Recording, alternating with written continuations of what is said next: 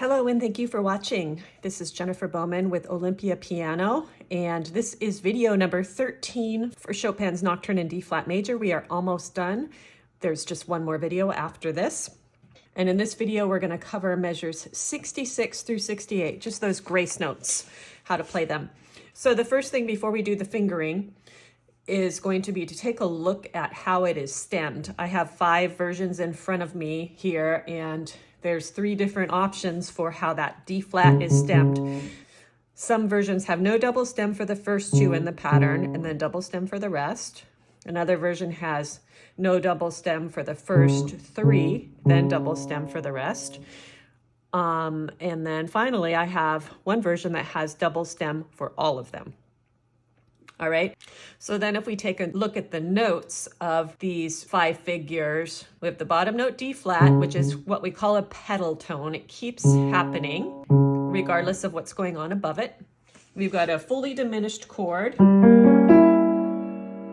fully diminished, moving down chromatically, and then half diminished for the last one.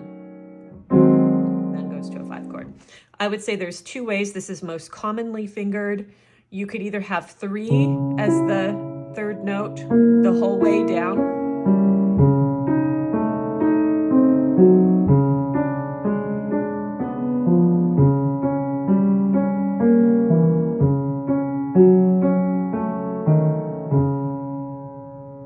or you could have 4 for the first 2 and then switch to 3 on the 3rd one, like this. 5, 1, 4, 1, 2, 4, 5, 1, 4, 1, 2, 4, then switch to 3.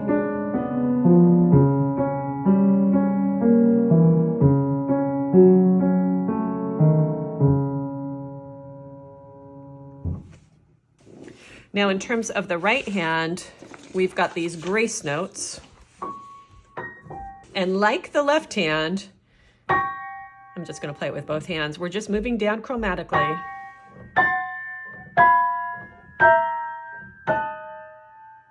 Before going over the fingering, take a quick look at what you might have in terms of articulation, accents, that sort of thing. I have a lot of versions in front of me. One version has accents on every single first note.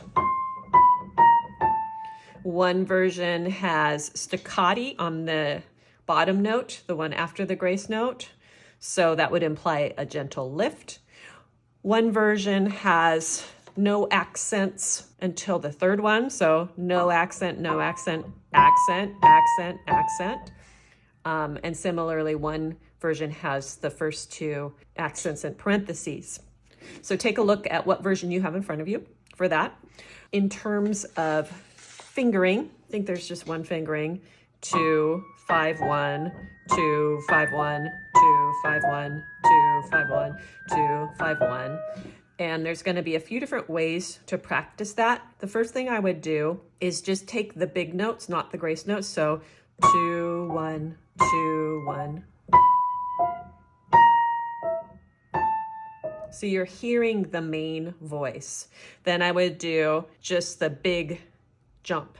So the 5, 1, 5, 1, touch, release. And just do that a few times. Because what you want to get in your fingers is the angle between the outside notes. Is it a black key on top? Is it a black key on bottom? Is it 2 white keys? Is it 2 black keys? So they're all going to feel a little bit different in terms of which way your hand is angled.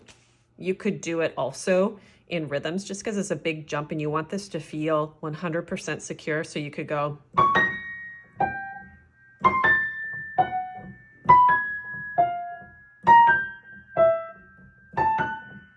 Or long, short, long, long, short, long.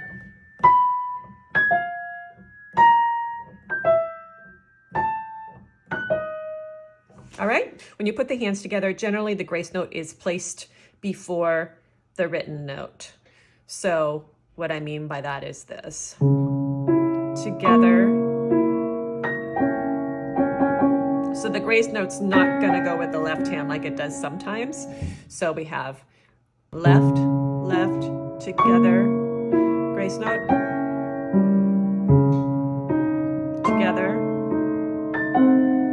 the grace notes in between.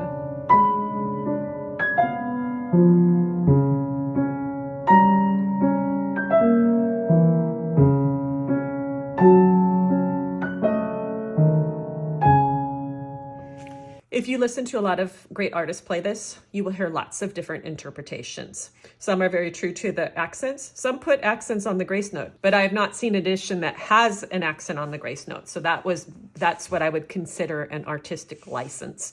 So now let me play it at tempo a couple different ways. So this is with the accent on the main note.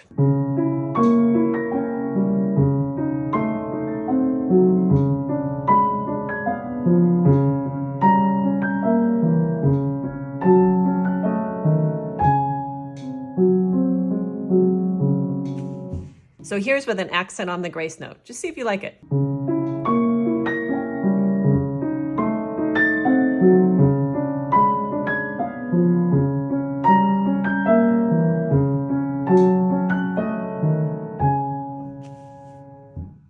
The other thing to consider is the pacing here. Sometimes people like to slow down at the end. So just play around with it, see what you like.